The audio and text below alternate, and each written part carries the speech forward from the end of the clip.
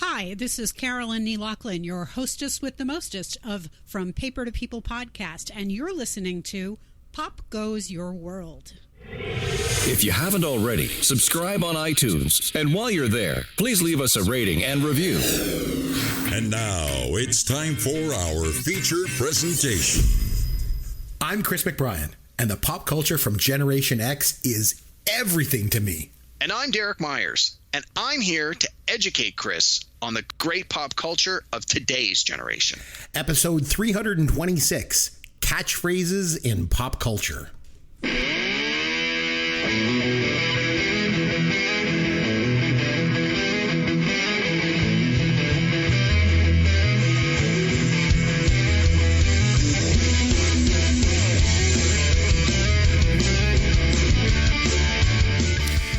I'm Chris McBrien along with Derek Myers, and this is Pop Goes Your World, the pop culture podcast for the generations.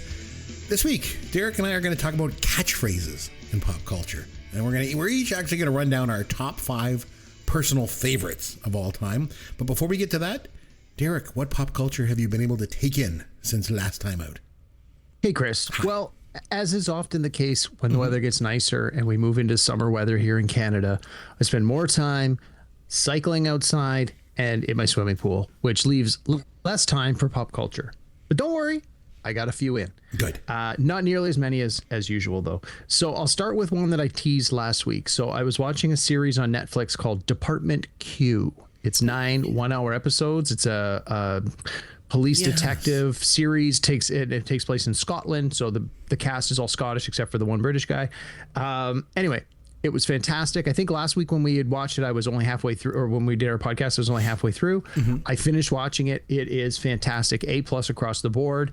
I've recommended to a whole bunch of people I know, many of whom have also now binged all 9 episodes. Everyone who I have recommended it to has loved it. I've been listening to a bunch of different podcasts where they are praising it as like one of the best shows on television right now and how it'll be nominated for all the awards. So if you're looking for something good to watch, and you have Netflix, as I assume most people do, it's called Department Q, and it's 9. The episodes are between 45 minutes and an hour, but let's just say 9 1-hour episodes. It's very, very strong. It's very, very good. It's a detective story where they're trying to find a missing person. It's excellent. So I strongly, strongly recommend that one to anyone who hasn't already checked it out. And forgive me if you said this and I didn't pick up on it. This is season 1 only, right? Yeah, well, that's the beautiful thing about a lot of British shows. Or is it like one of those like closed, or whatever they call them, the like limited series? Yeah, it's self-contained. And so you get the first episode is basically them creating this new Department Q in the police station. And by the end of the 9 episodes, the missing person has been resolved. I won't go into more detail than that because I don't want to spoil anything. But it is very possible, if this is as successful as it seems like it is, that if they wanted to do additional seasons of this Department Q taking on new investigations, they could. I haven't read anything yet that says they are going to do that. A lot of British programming, they really just sign on all the performers for one season, right? Like they're like, we're going to do one season. It's going to be 6, 8, 10, whatever episodes, and that's it. And this seems to be very much that same kind of thing. But I wouldn't be surprised. I mean, if there's a huge following and there's dollars and cents to be made, I imagine they could do a season 2. But no, it's completely self-contained, 9 episodes, start to finish. There's no cliffhanger ending. There's no unanswered questions. Everything gets resolved if they never make another episode, you're not going to feel cheated, which I prefer, to be honest. No. All right, so I watched that. I watched a newer movie that was just released on Amazon Prime. It is called The Accountant 2. So The Accountant, the original movie, stars Ben Affleck, not to be confused with his longtime buddy, Matt Damon.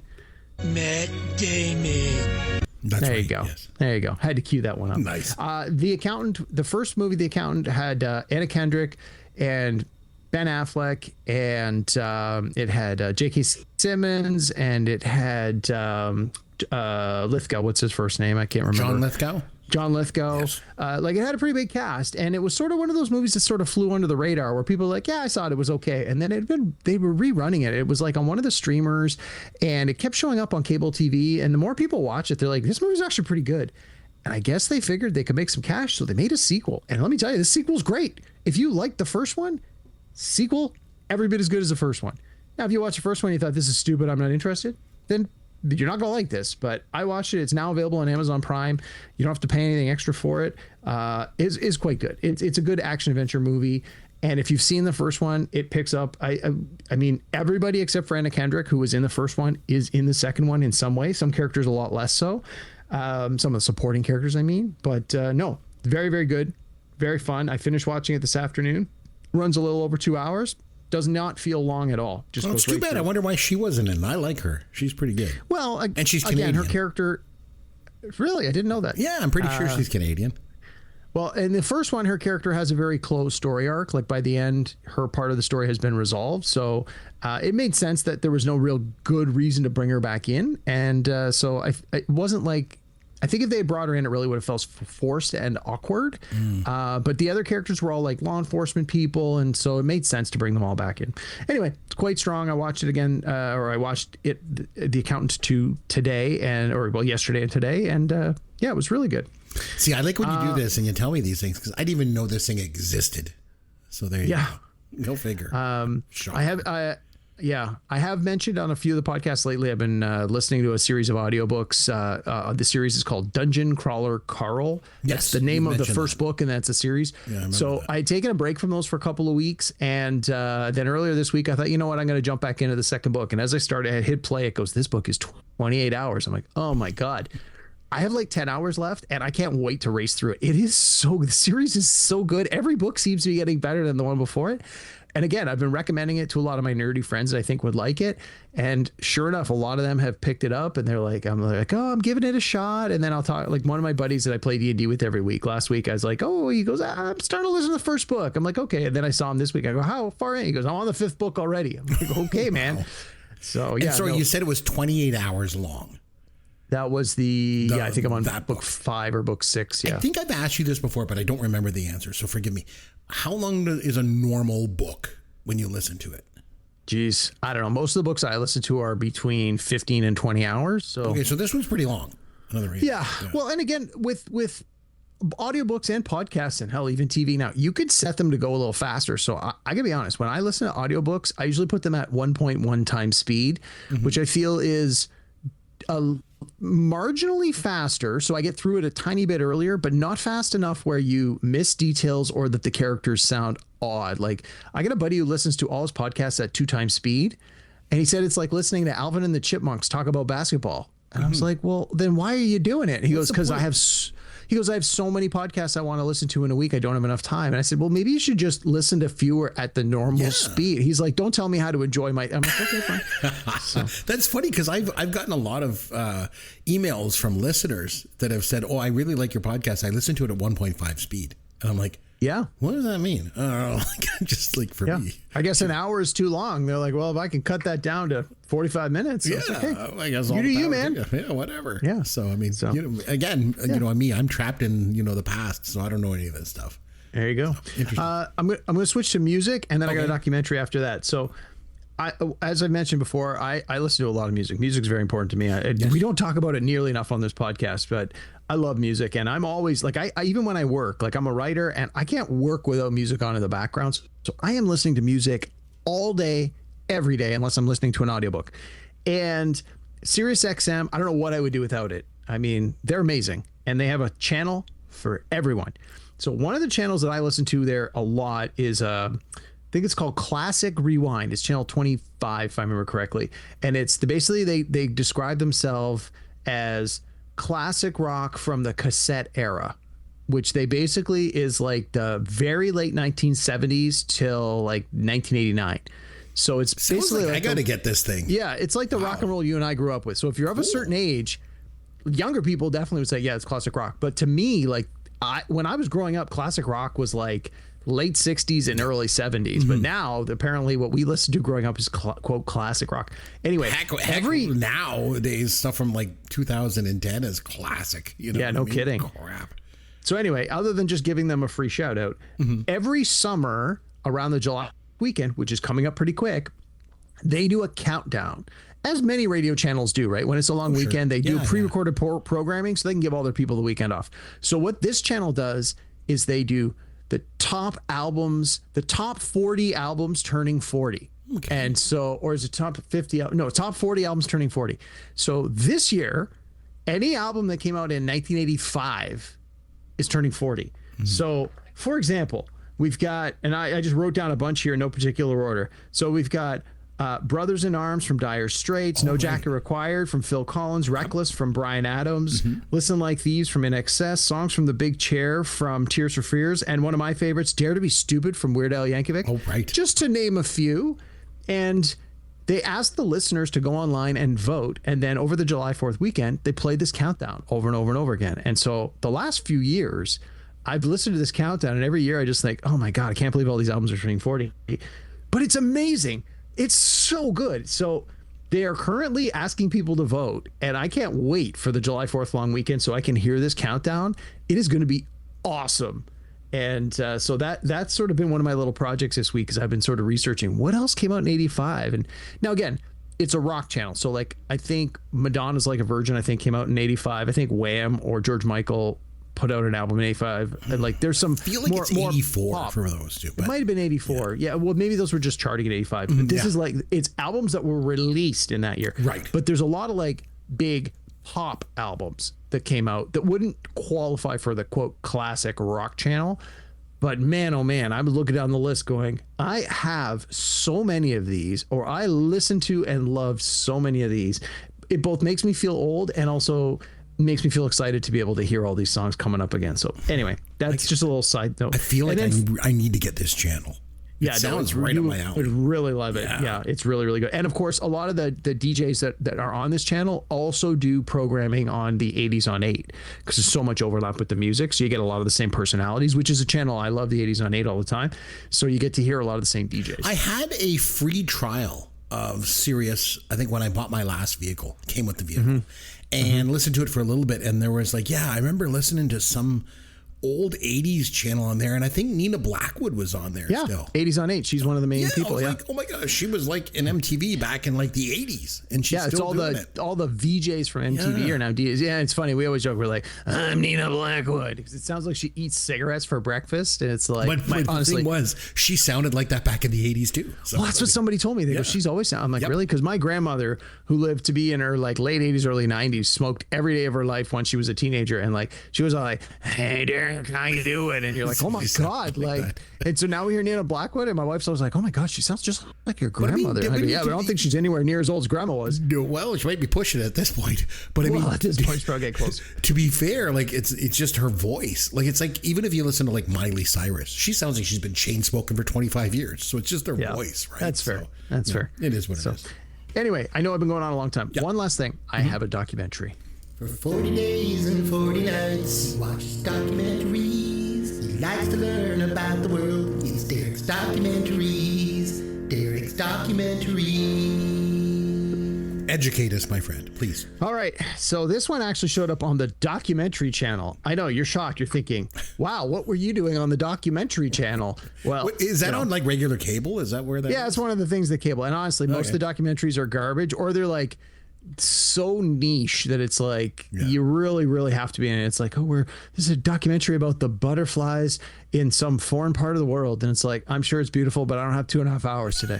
Right. Anyway, the one I watched this week, or I think it might even been last week, it's called Being Canadian.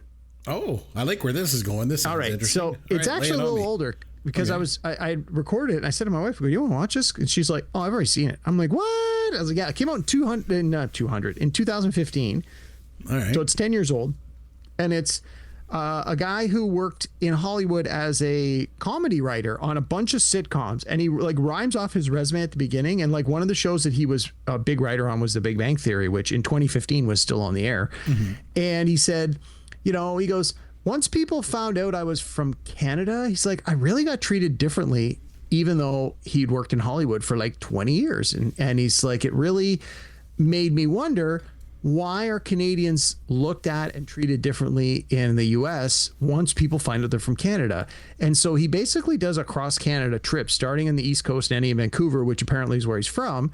And he's like, I'm going to do this trip across Canada. And he's basically stopping all these places along the way and interviewing all these Canadian celebrities.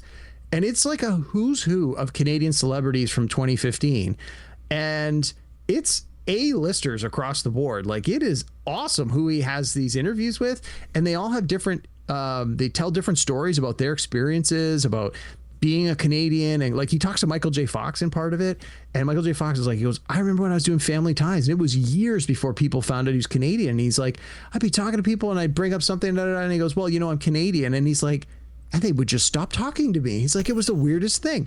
He talks to Dan Aykroyd. He talks to the members of Rush. He talks to basically everyone from SCTV. Nice. Again, you think it 10 years ago, so there are even some people in this that have since passed away. But no, it's fantastic. I mean, as a Canadian, you can totally get where they're coming from. He talks about the phenomenon about how every Canadian says they're sorry, even if it's not their fault. And he asks a lot of the performers about stuff like this. He talks to Will Ferrell, not Will Ferrell. The guy who does the voice of Batman in the cartoons. What the heck's his name from Arrested Development? Oh, Will Arnett. Arnett, that's it. Sorry, not Will Ferrell. I know Will Ferrell's not Canadian at all. Will Arnett.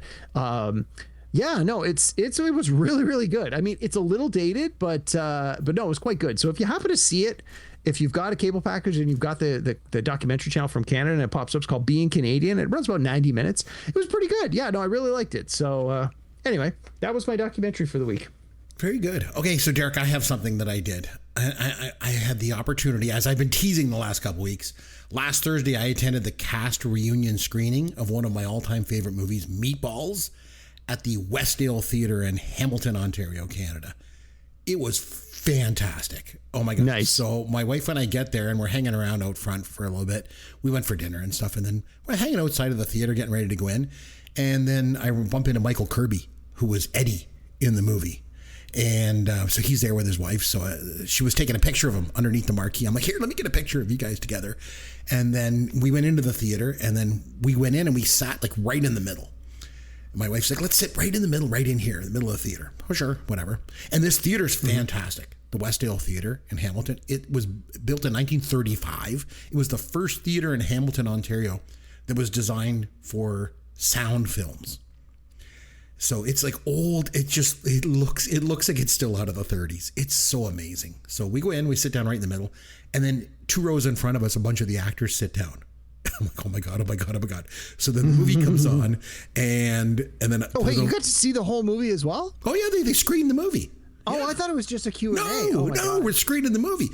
So they play the movie, and the whole movie, I'm like pointing to my wife, because my wife's not into this stuff like I am. Go figure. Who is? Nobody is. And I'm pointing out to her, I'm like, that guy right there? Yeah, that's him. Okay, oh, that's her right there. That girl is sitting right there. That's her. So, because they were right in front of us, right? So then they get done, and then the actors all go up on stage, and they do this Q&A. The Q&A didn't last all that long, because they were giving like very long answers, especially Len Bloom, who was one of the writers. He was very sort of, I want to say long-winded. Like, he just gave long answers, which is great, because that's what I was there for. So they gave all kinds of, he gave lots of detail in his answers. So I told you last week I had a question that I wanted to ask Jack Bloom. And I didn't get a chance to ask it there because I didn't even put my hand up. I'm like, it's going pretty quickly. Like, it's all good. So it gets done. And my wife's like, well, we got to leave. She gets up to leave. I'm like, I'm not leaving. So I'm sticking around. Sorry. So I waited until it was all done. And pretty much everyone had left, and then the cast was still there, and I went and talked to them, and I had a chance to talk to all of them individually and spend it was fantastic. I spent probably the most time with Jack Bloom. So he played Spaz in Meatballs. So I went up to him, and I was telling him, I was telling you the story last week, right? Yeah. I worked with this theater director years ago, and she tells this story. And so I went to him and I said, listen, I worked with this theater director, and she said that the guy that played your dad was a local in town. And after the movie opened up, he just disappeared, and nobody knew where he went. They didn't know if he went to Hollywood to try and become an actor or what. And I said, so like, I don't know if she was telling the truth. It was a rumor. Like, do you know any truth to this? And he's like, you know what? He goes, I have never heard that story before. He goes, so I'm really glad you're sharing it with me. He goes, but I got to tell you, as the casting director of the film, I never heard from him either. He's like, I never heard from him again. So who knows where he went? I honestly don't know. And then I had a chance to sit and talk with Hadley Kay, who played Bradley, one of the kids.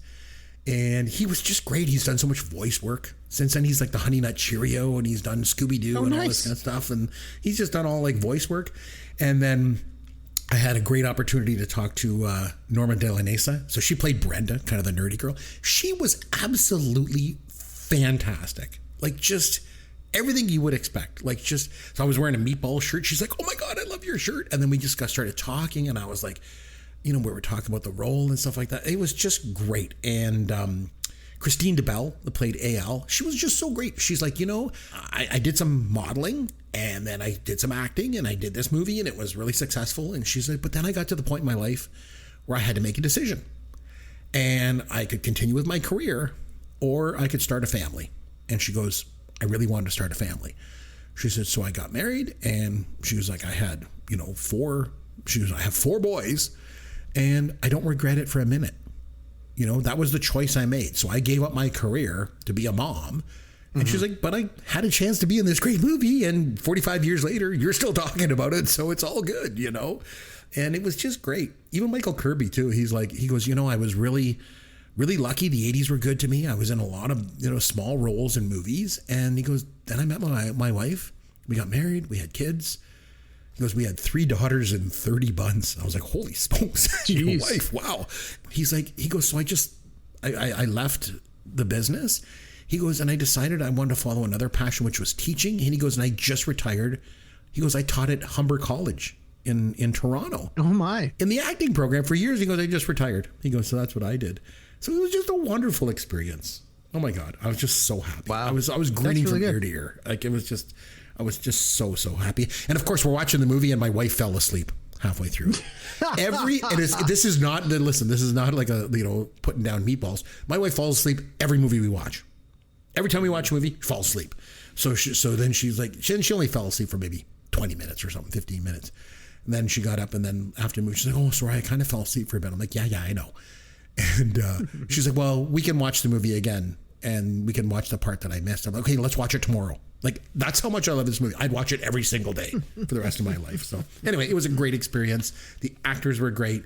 The writer, Len Bloom, was great. It was just awesome experience. So that's what I did. It was pretty good. All right, and I got this. Here's your dad joke of the week. Derek, man walks into a sperm bank, and the doctor says, will you get a load of this guy? Ooh. But you know me, Derek, I'm the champion of Gen X pop culture. Simpsons did it. Yeah. Simpsons did it. Yeah. Man, that Beyonce sure is hot. I'm already not comfortable where this is going. Like, okay. You've got mail, M-A-L-E. There we go. Very good. Okay. Jeez. Figure that one out on your own. You may have some explaining about your internet history. No kidding. We did it in Canada first. I overlooked the obvious answer there. All right. Half of you men run over to the town square, and the others will run with mucus. I really like that drop. Yeah, I was kind of laughing along to it there. It's pretty funny. Okay, so we're going to talk about catchphrases in pop culture. We thought that'd be a really good idea. How do we go 325 episodes of this show, this being 326, and we never talked about catchphrases like there was such a thing? So I guess I want to ask, when we can start, I have a question for you. Because you know me, I'm stuck in the 70s and 80s. And I know it's a surprise. But back then, catchphrases were like a huge thing in the 70s and 80s, especially on TV. Like, all the major characters had a catchphrase. You had to have a catchphrase. Every show had a character that had one. Is that still a thing? You're supposed to educate me on new stuff. Like, help me out here. Is that still a thing, or did it die? Well, I don't think it's nearly as prevalent or as it once was. And I didn't think so. I think, again, and we can talk about this a little bit. Personally, my feeling is part of the reason you had a catchphrase was you were trying to help build a brand for your show, because it was usually through TV. It was usually through a sitcom or something where, if you wanted people to watch your show, especially if you were a new show competing against something that was established, you wanted to gain an audience, you wanted to gain a following. And if you've got a character that has a popular catchphrase that people actually start repeating and becomes a part of pop culture, that's free advertising. And nothing's better than free advertising for a show. And it was a big thing, more so in the 80s, I think the 70s and 80s than it is today. It does still happen to a lesser extent now, but I think with the internet being what it is and the way that television and streaming services and YouTube and Instagram are what they are, you're not going to have that same kind of huge mass appeal where somebody starts repeating a catchphrase in all walks of life. It can happen a little bit, and we'll have some examples of that, I'm sure. But I think back when it was just basically 3 networks, and everyone was watching the same shows and everyone was watching the same movies, it happened a lot more. Would you agree with that based on your experience? 100%. Yes, absolutely. You're absolutely right.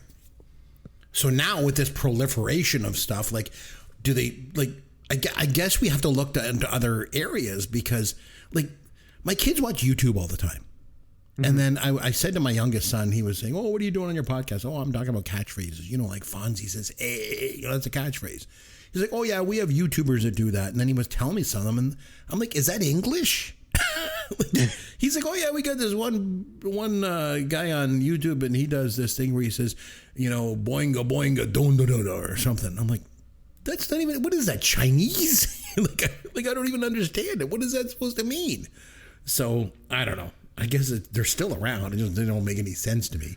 The world doesn't make any sense to me anymore, Derek. Yeah, I mean, it's just another form of branding, and I think catchphrases are sort of a fine line between being funny and sort of in the moment and just natural versus something that feels very forced that just becomes annoying. Now, I'm not saying that a good catchphrase can't become annoying, because they certainly have. And I think we'll talk about some that have gone from being, you know, interesting and cute and funny and appropriate to then going all the way to being annoying and just stop saying it.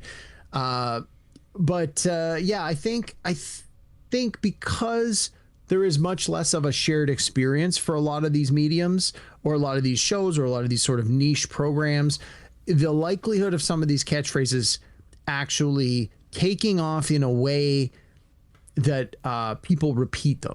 Now, I'm not saying a successful catchphrase has to be something that people repeat, but it has to be something that gains a certain amount of recognition. And hey, to your point about YouTube, some of these YouTubers have millions, if not billions of followers. Maybe not billions, it's probably a lot, but millions of followers. And so if part of their brand recognition is, oh, I'm the guy that says this, you know, what you and I would call gibberish or some nonsensical noise. But if the followers understand that's what it is and that's part of the brand, great. Like in my work, they always talk about, you know, building your brand. And I was just like, okay, I mean, I understand what it is, but even that itself is sort of a annoying phrase to use. But in any case. So I have another question for you then. Can something be a catchphrase if they only say it once? Like for me, the whole thing with the catchphrases was it was something that was repeated. So TV is the perfect medium for that. Like so for example, like there's a lot of one-offs out there. Like Schwarzenegger in Terminator says, "I'll be back," but he only says it once in the movie. He only says it once in that movie. Yeah, but even in the next movie, then he changed it. Then it was like, "Hasta la vista, baby." He had a new one, right? So "I'll be back" was just like a one-off thing. So like to me, I'm like, I think that's more like a quote than a catchphrase. I guess it is associated with his character. So that's where I'm like, wasn't like, to me, catchphrase has always been something that they say over and over again. Like it's like the character always says that. So again, with that specific, I agree with you, but with that specific example, the "I'll be back," Schwarzenegger says that in like 10 different movies, all different characters, but that's more a catchphrase associated with the actor, with him, rather than that's the true. character. Gotcha. But it brings up an interesting point. So when I asked a lot of people in the past week when I was doing the homework for this, what are some of your favorite catchphrases, or can you help me just come up with some that maybe I'm overlooking? I try to ask younger people because, like you said, good. I don't really watch a lot of YouTube, so I'm trying to find people, because I know there's probably a ton of them on the internet between YouTube channels and I know like anime is huge, and I'm not really an anime fan at all, but I have a lot of friends that are, and so I'm like, guys, I know there's all these shows that are just like ridiculously popular. There's got to be some catchphrases and stuff, and I was surprised at, especially from younger people, when I asked them for a catchphrase, what they ended up giving me was more of a popular quote. They would give me, to your point, a quote that one character said one time that maybe has become a meme. And it's not a catchphrase that the character ever repeats or that comes back, but they're like, oh, well, you know, this character, you know, of course, I'm blanking on an example right now, but it's synonymous with that character. So that's or the show, right? Or the movie or whatever. So it's like, I wouldn't call it a catchphrase as much as I would just say, no, that's a popular quote or a memorable quote from the movie. So like I was looking up earlier catchphrases, and even a lot of the websites didn't make that distinction. So like something like Forrest Gump, where he says like, life is like a box of chocolates. They're like, that's his catchphrase. I'm like, no, he only ever says it once. Yeah. And while it is a memorable quote, I wouldn't call it a catchphrase. I agree with you. Yeah. You know, and that really I found was an important distinction that I had to really almost argue with people when I would say, like, they would give me something and I would like, well, that's not really a catchphrase. They go, yes, it is. I was like, well, but it's not repeated. They go, yeah, but everybody knows it. I said, well, but everybody can know a quote. I wouldn't call it a catchphrase. I would just call it a memorable quote. So, like, let me ask you, so like, the Lord of the Rings, for example, like, you know, thou shall not pass. Yeah. Is that a catchphrase for Gandalf, or is that just a quote? I think it's a quote, right? It's a quote, and that was the kind of thing when it's like, if nobody repeats it, I don't think it could be a catchphrase, in my opinion. So again, we've got plenty, and I mean, I've got a ton of examples of popular catchphrases over the years. Some actually going back a fair ways, but like one of the ones that I thought was interesting, and again, this sort of straddles the line, is I read an article where they said the Siskel and Ebert 2 thumbs up. That's their catchphrase. I'm like, well, by the definition we just talked about, it would be because they say it a lot. Because they say it more than once. They do. But I'm like, is that really a catchphrase? I wouldn't necessarily say it's a catchphrase. I'm like, they're a show where they're basically trying to give you an endorsement or not. Is it good or bad? And they're saying 2 thumbs up is their way of saying it's good. Would you call that a catchphrase? Like, I wouldn't. I don't know. What would you? Would you say if you heard Siskel and Ebert gave it 2 thumbs up? Is that a catchphrase? No, because actually, if you think about it, if you ever watch that show, they never ever said that. They do it. Exactly. They do it individually. So you know, Roger Ebert might be like, "I'm going to give it a thumbs up," and then if Gene Sickles, I'm going to give it a thumbs up too. They don't say 2 thumbs up. Exactly. They don't actually ever say that. Neither one of them. So I think you're right. So that doesn't even count either. And then we were talking about quotes. Like one of the ones that kept coming up was like from E.T. E.T. phone home. That's his catchphrase. I'm like, E.T. actually, I don't think ever says that. I think Elliot says it because I watched it recently, and it's only said once. So I wouldn't call it a catchphrase. He only says the word. He goes phone home. And that's it. He doesn't put them 2 together even. So he doesn't say E.T. phone home. Elliot says that. You're right. Yeah. So it's like, again, would you call that a catchphrase or just a very memorable and popular quote? And I would argue it's just a very popular quote. Like if you were trying to guess the movie, I mean, obviously it says E.T. in the thing, but another one was like from Jerry Maguire where he says, "Show me the money." And they were like, you know, that's his catchphrase. I'm like, well, I mean, I don't think it is. It is a very memorable part of that movie, and it was a very big part of the marketing campaign. But again, I would just call it a memorable quote from the movie. So it was this real sort of back and forth when I was both doing the homework on my own and asking people their opinion. And it was really interesting to see how offended people got when their favorite movie or TV quote, when I said, well, that's not a catchphrase, they're like, yes, it is. And they're like, who are you to decide? I'm like, okay, that's fair. Who am I to decide? But on this show, it's you and me. We're deciding. Exactly. We can do whatever parameters we want. So when it came to making your list of your top 5, did you use any parameters? Because I did. I wanted to go with catchphrases that became synonymous with the character. And that had to be like the character said it more than once. And it was like an ongoing thing. So unfortunately, my list really skews towards TV because they're going to be in multiple episodes and do that. So that was my thing. I didn't want to go with any one-offs. You know, I didn't want to I thought of things like, nobody puts baby in a corner, you know, from Dirty Dancing, or here's looking at you, kid. Those are just quotes. Like, they're not really repeatable catchphrases. So for me, I wanted to go with something that was repeatable. So unfortunately, like my top 5 are like television examples. Yeah, almost. I think all of mine are from television, and for the most part, they are generally associated with one character. Although in a couple of cases, they are. I mean, I've got one that's sort of in a gray area, so I'm going to talk about it first. And while it is a quote that is often repeated through the series by multiple characters, I don't necessarily know if I would call it a catchphrase, but we'll get into that in a minute. But yeah, all of my, I'm just looking at my list now. 1, 2, 3. Yeah, these are all from television. Yep, mine are all from television as well. So let's do our top 5. But I tell you what do you say if we'll go, and we never know each other's lists when we do this. Yeah, and so we may have some repeats. So maybe we'll do our like we'll start at 5, we'll go up to 1. But before we get to 1, maybe we can throw out some honorable mentions. Do you have like extra ones? Because I have more than 5. Yeah, I know I've got a ton. I'll try and keep it short, but we probably won't step on each other's toes. But if we do a little bit, who cares, right? It's all good. Well, and I suspect that I get a pretty good sense of where your list might be going. So some of my honorable mentions may get covered off on yours, and vice versa. Mm-hmm. Yeah, I tend to like the older stuff. So why don't you start us off? Your number 5 catchphrase in pop culture is what? All right. So again, this is the one where I'm not sure. I'm going to need a ruling. And if you give me a thumbs down, because you're not going to give me maybe the I'll give you 2 up, thumbs up, which is give the me catchphrase. Then I can certainly pivot and give you another pick. So the first one I want to talk about is from the Game of Thrones when they say winter is coming. So it was a very often quoted line in the I mean, I read the books as well, but in the books think that and is the a TV catchphrase series from the show. But I think that's a catchphrase from the show, not from a particular character. I agree. It's said by lots of people. It is. I think that is a catchphrase, though. Okay, good. I was hoping you would give that one to me. So, I mean, the Game of Thrones, the various houses all had their mottos or whatever it was, right? Like the Lannisters were like, a Lannister always pays his debts kind of thing, which you could argue is every bit as much a catchphrase as winter is coming, if you're going to give me that one.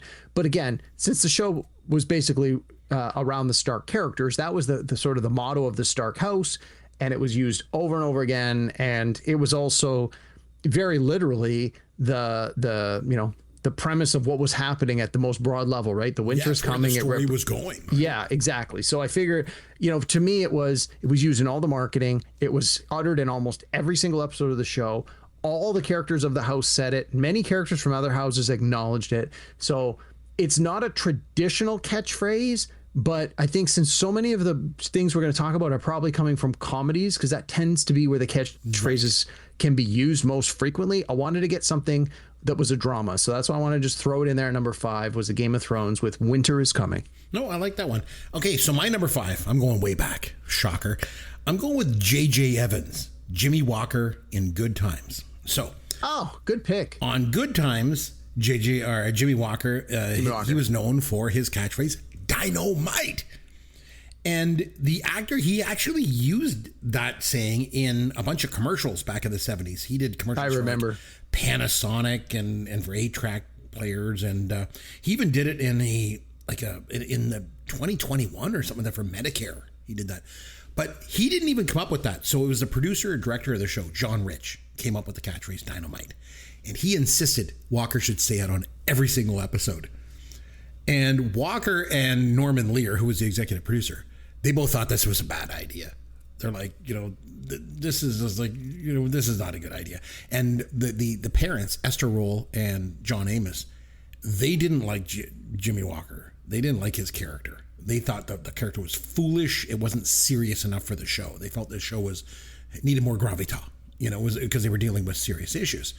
And I think they were also pretty jealous of his popularity, to be honest. So Amos left the show, and which made Jimmy Walker the star of the show, and it just made more of the catchphrase. He did it even more and more. He never got along with either one of his parents off camera. In fact, Jimmy Walker was the only cast member. He did not attend Esther Roll's funeral when she died in 1990. Wow. So there was a lot of animosity from the cast, toward him and his catchphrase, but man, his catchphrase was huge. There was even a magazine, I remember, that came out in the early 80s called Dynamite. It even had the dashes between it. Like, that catchphrase was massive. So that's my number 5. What do you got for number 4? Nice, good pick. Yeah. All right. I'm going to go with another one that's not synonymous with a character, but you can't talk about the show without it. Mm-hmm. If you grew up in the 80s and you watched cartoons after school like I did, then you know the catchphrase, Yo, Joe, from G.I. Joe. Every episode, the characters would always yell that every time they were going into a fight against the Cobra enemy. And part of the reason that I put this on my list was I had the cartoons were basically just a 30-minute commercial for the toys, and I had all the toys growing up. Mm-hmm. And even when we played with the toys, we would do that because in our minds, these characters that I am playing with, that I am in control of all the narrative now, that I am playing with the toys in my own house with my own toys, they have to say this because that's part of what I saw on the show. And again, it's part of the marketing, which was brilliant, but you can't talk to anybody who has ever watched this TV show and enjoyed it and not had a connection with this. Like it's so silly. It seems so dumb. Even when they made the movies, the G.I. Joe movies in the 2010s, that were, well, the first one was okay, the second one was garbage, but even in the movies they did it because again, they were trying to harken back to the 80s cartoon. And I remember, so I have the DVD box set for the G.I. Joe cartoons. They put out a bunch of them. Of course, being a super nerd and a big fan, I bought them all. And on one of them, there's like a documentary where they're interviewing one of the guys who was one of the main writers of the cartoon for the first season. And he talked about how, I think he went on to be like a lecturer or a professor of like script writing. And he was talking about how he went to some very prestigious school to give a guest lecture and about like, how to write a TV show and and never once mentioned G.I. Joe by name. And at the end of the lecture, after everyone was leaving, one of the kids stood up and yelled, Yo, Joe. And like the whole audience just was like, Yo, Joe. Like everybody who was there, it was just bam. It was in their mind. This was a part of their history. This is a part of their fandom from when they were kids, that the characters on this cartoon would yell this Yo, Joe. So I had to put it on the list. That's my number 4. I like it. All right, so my number 4, Derek, this might come as a surprise. When I was younger, I used to stay in on Saturday nights. I didn't really go out all that much until I discovered. I don't know. So anyway, I used to just stay home Saturday nights and watch TV. So I used to watch The Love Boat on Saturday night at 9 o'clock and then Fantasy Island at 10 o'clock. And The Love Boat I always liked because it always had some humor in it. As you know, it's one of my favorite TV shows. But Fantasy Island, not so much. It wasn't like humorous. Like it was more serious. But one thing it did have was Tattoo. Hervé Villechaize. Mm-hmm. He was a little person dressed in a white tuxedo to match Mr. Rourke, Ricardo Montalban. And he opened every show the same way. He'd be on the island in this lookout tower as they waited for like the private jet to land on the island with that week's guest stars, which were always a bunch of Z-list actors making scale. On the show. So then when he'd spot the jet coming in, he'd ring this bell and he'd always yell, "The plane! The plane!" This was an absolute staple of the late 70s and early 80s. That catchphrase. Mm-hmm. And the thing was, like, he didn't have a lot else to do on the show because if you'd ever watched it, you couldn't really understand what the hell he was saying half the time because he had this like thick French accent and a lisp. I guess maybe his vocal cords might have been like underdeveloped or something. I don't know. Being a little person, he's like the little version of Andre the Giant. Like no one could figure out what the hell this guy was saying half the time. But you could always tell at the beginning of the show because he always said the plane. So that's what I'm going with for my number 4. So nice. On to your number. All right. I'm going to stick with cartoons. So we just talked about G.I. Joe. I'm going to go with one of my favorite, more popular cartoons right now, which is Rick and Morty. And the character of Rick has a catchphrase, which they even acknowledge, because the show is very meta. It's very self-aware and often breaks the fourth wall. And they even talk about how this is his catchphrase, where he says, "Wubba lubba dub dub," which was, when it was first used, was just nonsense. And a lot of the show, especially in the first couple of seasons, was a lot of improvisation from the voice actors. And they would just say and do random things. And some of the episodes even acknowledge that what you're watching was done in an improvisational nature. So that's why sometimes it doesn't land as well, or sometimes it's just super bizarre. So I'm sure this is not a show you really watch. So I'll give you the sort of the short version. But Yancey used to like that show, if I remember correctly. It's very popular. Yes. Well, I never watched it. So the character says this in one of the episodes, along with a bunch of other like gibberish. But then they bring it back a couple episodes later, and he repeats it again. And then in one of the episodes, not long after that, a character even so two characters on the show talk about him, and they say like, do you know why Rick says wubba lubba dub dub? And the guy says like, well, it's just some gibberish nonsense he made up for laughs. And the other guy's like, no, it actually has a meaning. And so in the context of the show, they actually explain how, it's actually another language, and it means this thing, and he says it when because of this reason, and you're like, oh, well, I'm sure that wasn't how it was conceived, but by giving it this extra meaning, now when the character uses the catchphrase, if you're a big fan of the show and you understand it, it actually adds a little bit of extra meaning to it. And again, he doesn't say it in every episode, but he has said it often enough. And then in some episodes, they actually say like, oh, by the way, can you say your catchphrase? And so in some cases he does, in some cases he doesn't. So again, it's a little meta, and it's a little bizarre, but it's sort of, this is more where I see catchphrases in today's pop culture, where it's not necessarily the character says it in every single episode, but it's popular enough that you recognize the character that said it. Like if someone just in pop, like in general, you if you're talking to someone about shows and you throw it out there, chances are if someone watches the show, they're going to recognize it. They'd associate with that character. They would know it's associated. And for me, part of it is the fact that it's sort of this nonsense sounding wubba lubba dub dub. It almost sounds to me like Yabba Dabba Doo from Fred Flintstone, which is one of the all-time catchphrases. Yes.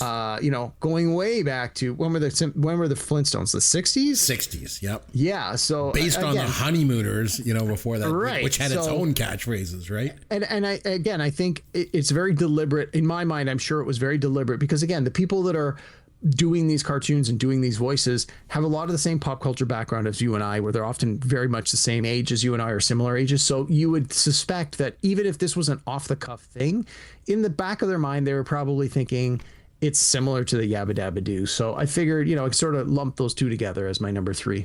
Nice. So my number 3. So Derek, when I was a kid, I absolutely loved the TV show Alice. I'm not really sure why when I think back. Like, hell, it's about a bunch of waitresses at a diner in Phoenix. Not exactly the stuff of dreams for a 10-year-old kid. I don't know, maybe it was a bunch of waitresses. I don't know. But it was based on the 1974 movie Alice Doesn't Live Here Anymore, directed by Martin Scorsese. Right. And the part of Flo in the movie was played by Diane Ladd, who, funny enough, joined the cast of the TV show as Belle after Polly Holiday left the show.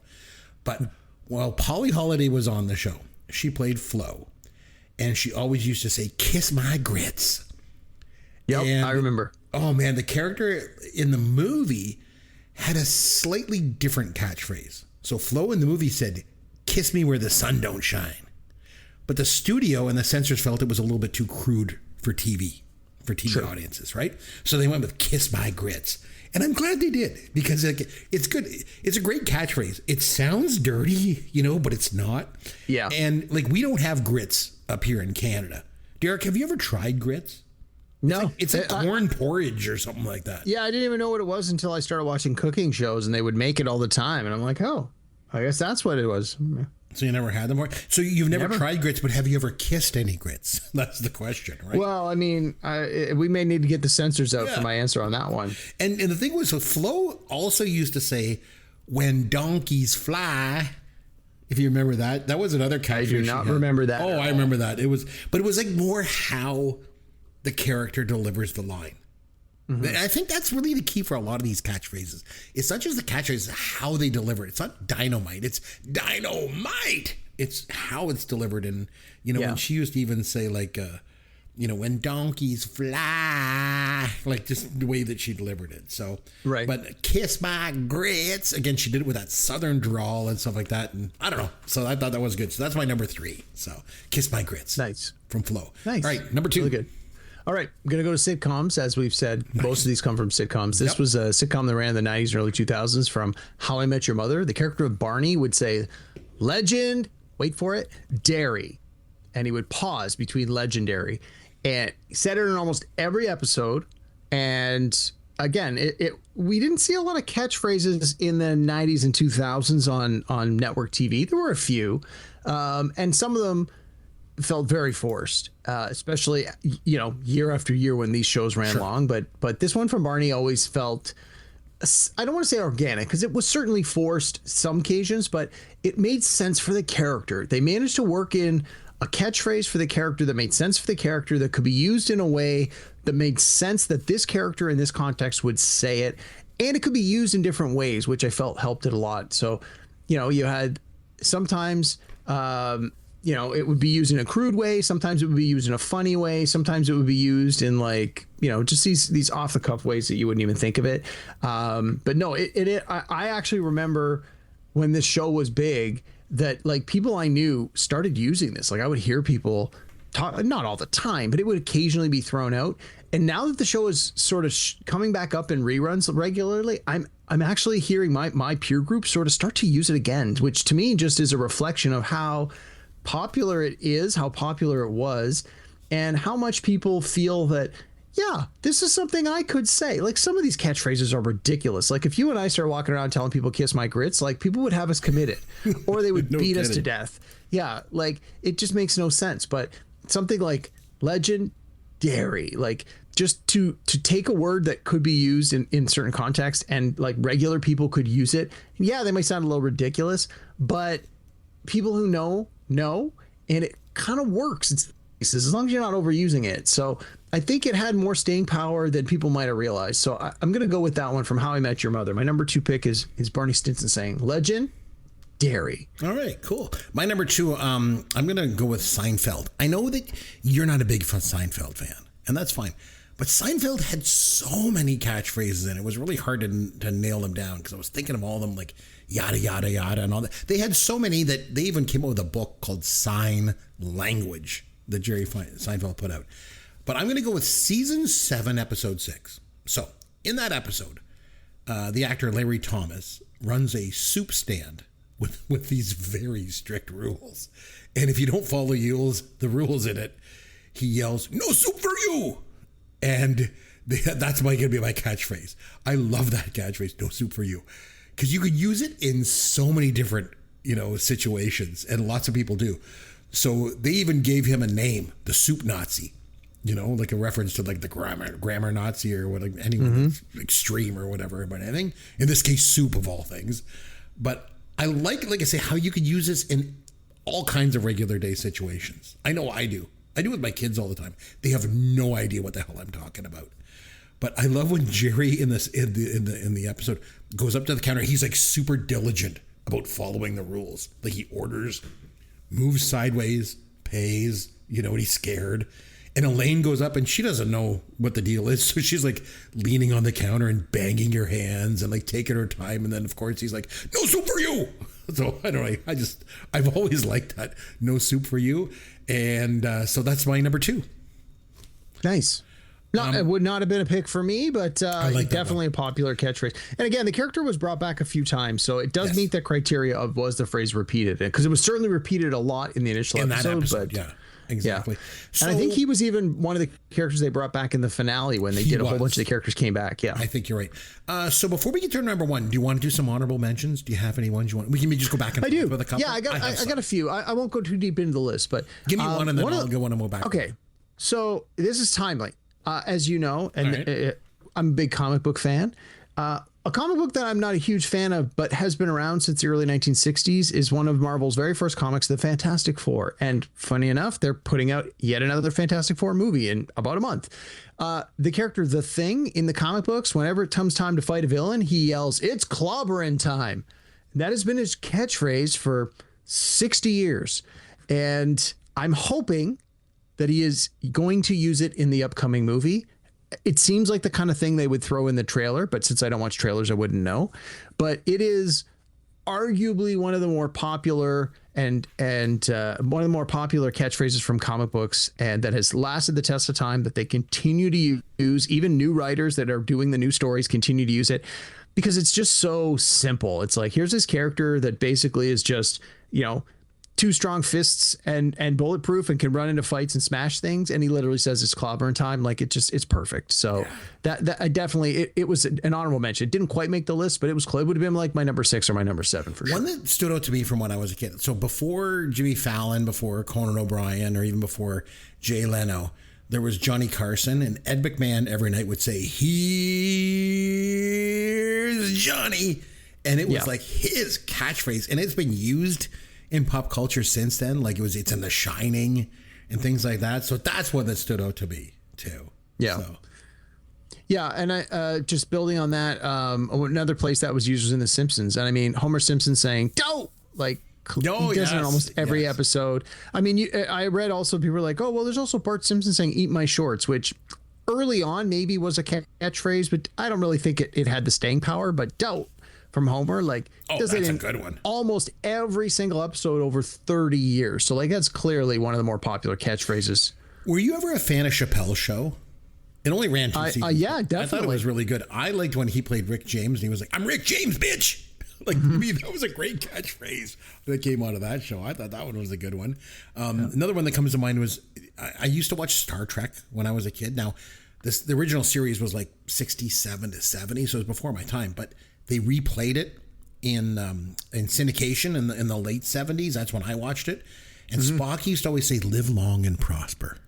And that was something that always kind of stuck with me too. I thought that was a good one. Yeah, Star Trek has had some good ones. "Beam me up" is a catchphrase. Yes, again, it's more just but again, it's more that it's not so much a catchphrase like you're waiting for the character to say it and then you clap when they say it, as much as it's just part of the nomenclature of the show. Like Captain Picard in The Next Generation, when he wanted the ship, he would say like, "Make it so," and that was the thing. Or with the Borg as the villain, they're like, "Resistance is futile." I wouldn't necessarily call those catchphrases as much as just popular quotes from the show that are repeated. I guess it's sort of like "the winter is coming." It's, I wouldn't necessarily call it a catchphrase, but you could make that argument. If you're looking for, go ahead. Yeah. I was just saying, I'm just going to switch gears for a second. My last honorable mention here. Again, I talked about the Flintstones as a classic cartoon. A lot of classic cartoons had a lot of great catchphrases. Arguably one of the most popular ones, and I hope I'm not stepping on your number 1, but I don't think I am.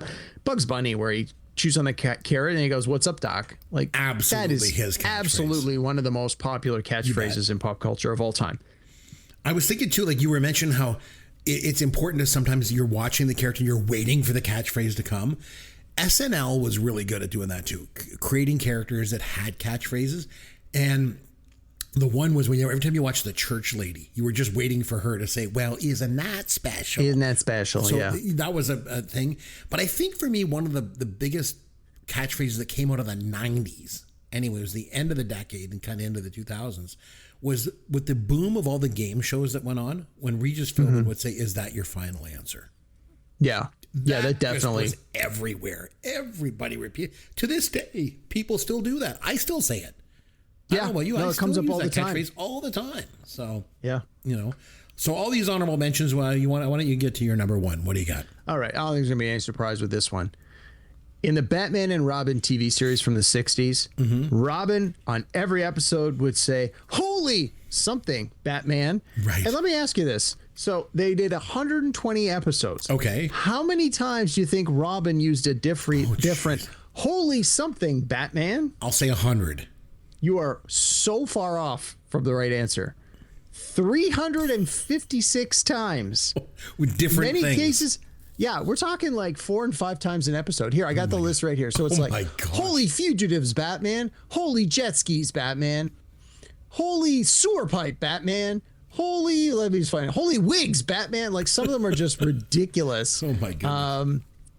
Yeah, no, it's again, it was the show was billed as a sitcom, but the actors all took it seriously, which again, as a little kid, it was like, this was one of my all-time favorites as a little kid. I'd come home at lunch and they would show them, because they always did 2-parters, right? So I would come home from lunch, and from 12 to 1, you would get back-to-back episodes of Batman. So if I ran home quickly enough, I would only miss the first couple of minutes, but I always had to leave to go back to school just before the end of the second part. So I almost never saw the ends of them. But yeah, Robin was always like, "Holy something, Batman." "Holy crystal ball, Batman." Like, it was just, it was the catchphrase that you knew was coming under any circumstance. And when he said it, it like you didn't at the time when I was a kid, like I didn't laugh. It was just like, oh, well, this is how part of what Robin is like. Yeah. But I don't honestly ever remember that being a big part of the comic books. I mean, it might have been in the late 60s and early 70s when the show was popular, but it's definitely something that if you ask anyone about what do you remember about the Batman TV series from the 60s? And inevitably, one of the first 2 or 3 things they're going to say is like, holy something Batman. So that's got to be my number one. It's both a Batman fan and a TV fan, comic book nerd, pop culture nerd. Like, it just checks all the boxes for me. Nice. Okay, my number one. I'm going to set this up a little bit. So I've mentioned before on the podcast, every summer, my family spends a lot of time at our trailer. We have a trailer that's in like central eastern Ontario. It's actually near where they film Meatballs. Derek is where my trailer is. And one time way back years ago, I brought a DVD of Different Strokes season 1 that I had, and my kids loved it. And they loved it so much that then I went out and bought season 2, and then I got season 3. We just wrapped up season 4. So then this last weekend, they went back to watching season 1 again. So I guess I should got to get season 5 at some point. But they just loved Gary Coleman, and especially his catchphrase, which is my number one. What you talking about, Willis? It is, for me, the number one catchphrase on TV of all time. And it's the way he delivers it. And it just becomes it was so popular. Then he just started using it with all the other characters, too. He's like, what you talking about, Kimberly? What you talking about, Mr. Drummond? Like, it was just his thing. And then I remember in the, I want to say early 90s, there was a show called The Jackie Thomas Show.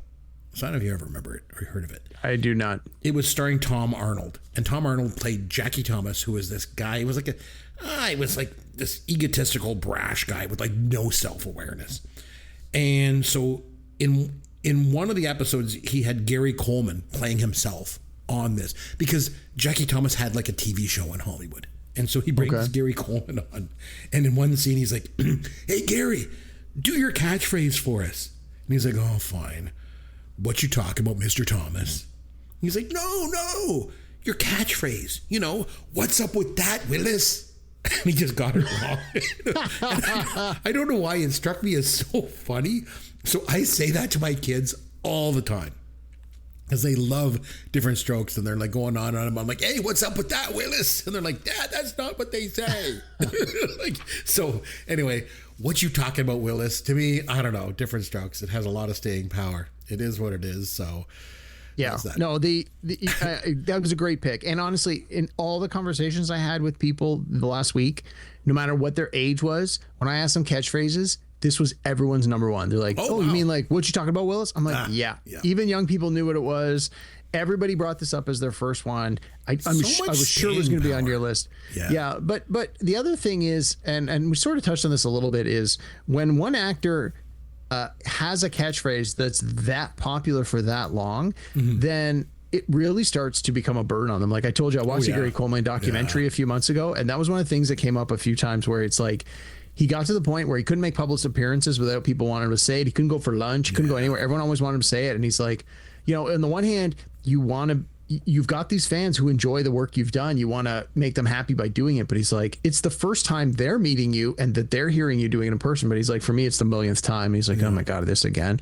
So it can be both a blessing and a curse. And I heard that was the same thing with Jimmy Walker and Dynamite, where it was like, he got to a point where he's like, oh my God, if I ever have to say this thing again, I'm going to kill myself kind of thing. So it can be a mixed blessing. It sort of gives you that popularity. It gives you that instant fame, that instant notoriety almost. But at the same time, it's like, this is you for the rest of your life. Like how many people do you think still go up to Matt LeBlanc and be like, how you doing? It's like, I'm sure he's just sick of hearing it, but it was a big part of his character Joey on Friends. So I'm sure he gets it over and over again. Exactly. So, all right. So what do you say on that note that we fun with Caveman? All right. So Derek, so we're going to play a little game that I like to call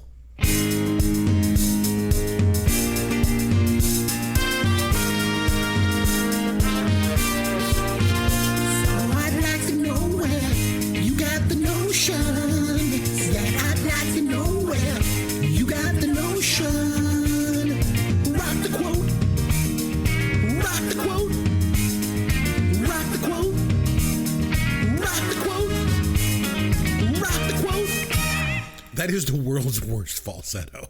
It's just terrible. So we've played this game before where normally I give you the quote and you have to name the movie that it comes from, right? A little bit different this week since we're doing catchphrases. I'm going to give you the quote, but you have to actually give me the character that said it. Oh my God. Okay? It's a lot easier than you think. Trust me. I'm going to go easy. I hope so. Give you the quote. All you got to do, tell me the character that said it. Okay? Really, really simple. All right? You're going to need a bigger boat. Oh, well, that was from Jaws. That was that Brody? The sheriff? Is that his name? Brody? Yes, Chief Brody. You got it. So I'm going to make him an offer he can't refuse. Who said it? It had to have been Michael Corleone. It was Don Corleone. Don Corleone. Sorry. Yeah.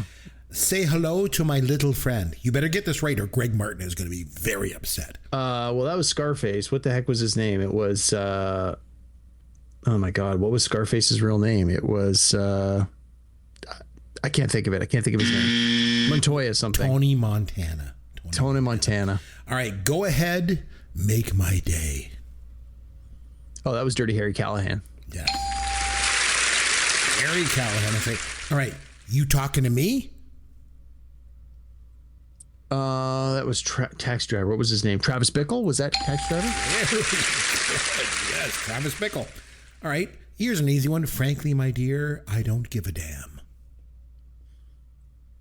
I know it was Gone with the Wind, but I've never seen it, so I have no idea what any of the characters' names are. Rhett Butler. Rhett Butler. Sure. All right, who said the famous quote, Rosebud?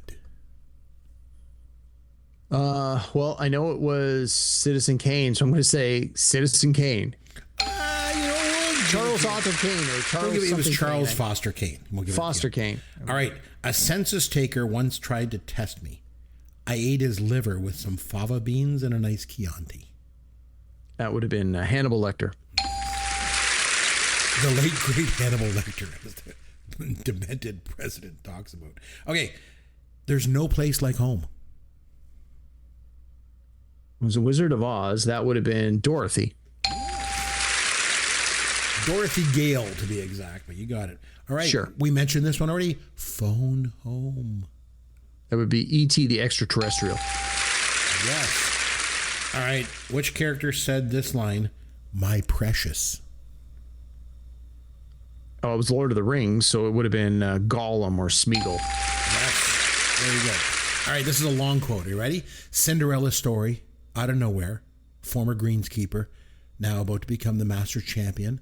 Looks like a miracle. It's in the hole. It's in the hole. It's in the hole. Well, I know it was Bill Murray from Caddyshack. His name was, he was a groundskeeper. Carl something. Carl. Yeah, I'll give it to you. Carl Spackler. Yeah, I never would have got that. Here's an easy one for you. You can't handle the truth. What character said that? Well, I know it was Jack Nicholson in A Few Good Men. His character was... Oh, no, it's not going to come to me. Colonel Nathan R. Jessup. Jessup. Yeah. All right. Toga. The character. Well, I know it's from Animal House, and the only character's name I can think of is Bluto. Yes. Very good. John Blutarski. Bluto. All right. What character said, I'm the king of the world? That would have been Jack from Titanic. Yeah. I'll give it to you. It's Jack Dawson, yes.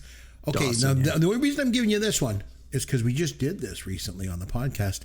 They're here. That was Carol Ann in Poltergeist. Yes, Carol Ann Freeling. That's correct. Okay, which character said, I see dead people? That was, oh my God, what was it? It was The Sixth Sense, and the little kid's name was, I think, Cole. Oh, that's good. Yeah, I'll give it to you. It was Cole Sear. All right, here's one. I'm walking here. I know it was Dustin Hoffman. I know it was in Midnight Cowboy, but I honestly couldn't tell you the name of the character. Oh, man, it was Rico Rizzo. Also, it was Ratso Rizzo. Never would have got that. All right, 2 more to go here. No wire hangers. I've never heard that before. Oh, Joan Crawford. Joan Crawford was a character in Mummy Dearest. Was a movie about Joan Crawford, and where she said no wire hanger. She beat her daughter with the hanger. Okay, jeez. Last one. Either you know this one or you don't. It's a good one. La-di-da, la-di-da. Wasn't that from Annie Hall? Yes, it was Annie Hall. Very good.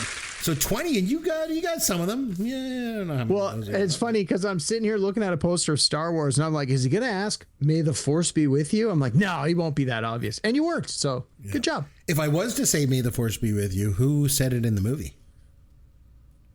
I know Han Solo said it, and I want to say Ben Kenobi said it. Han Solo definitely said it, so near the end. So, okay, so you did pretty good. So next time we need to do a movie review, and it's over to me. So, I got to thinking. We had Greg Martin on the show last time out, and he mentioned there's a new sequel to this movie, and there's been a boatload of sequels to this, and they even had a TV show recently. But I want to go back, Derek, as I am wont to do. I want to go back all the way to 1984 to the original, the one, the only, The Karate Kid. Are you up for it? Okay. Hey, yeah, if I have to be, sure. you don't sound very. Don't remember enjoying this movie that much. Oh, this should be interesting. I will give it a revisit because you're asking me to. Because they did the Karate Kid Part 2, they did the next Karate Kid, they did so on and so forth. And then they did a remake of the Karate Kid with like Will Smith's son, and then they did Cobra Kai, and now they got Karate Kid Legends or something like that. Greg was saying he went to see. So there's all these movies. It's spawned all this over the years, but I want to go back and watch the original. So it's readily available. It's on Crave or HBO in the States. And so we're going to watch the Karate Kid from 1984, the original. We're going to come back and we'll review it next time out. But we're going to take a few weeks off because it's summertime, and this is where we get into our vacation time. So I'm not sure when we'll be back. It'll be a couple weeks. But when we do, we will do the Karate Kid. Okay, Derek, you up for it? Sounds good. Yeah. All right, we're on. So until then, I'm Chris McBrien, and on behalf of myself and Derek Myers, and of course our producer Sloth, don't want to forget him, we want to say thank you very much for listening to Pop Goes Your World, the pop culture podcast for the generations.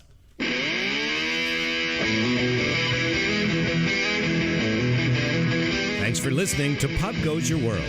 You can contact Chris and Derek at popgoesyourworld.com. Please take a minute and review the podcast on iTunes or wherever you download and listen to the show.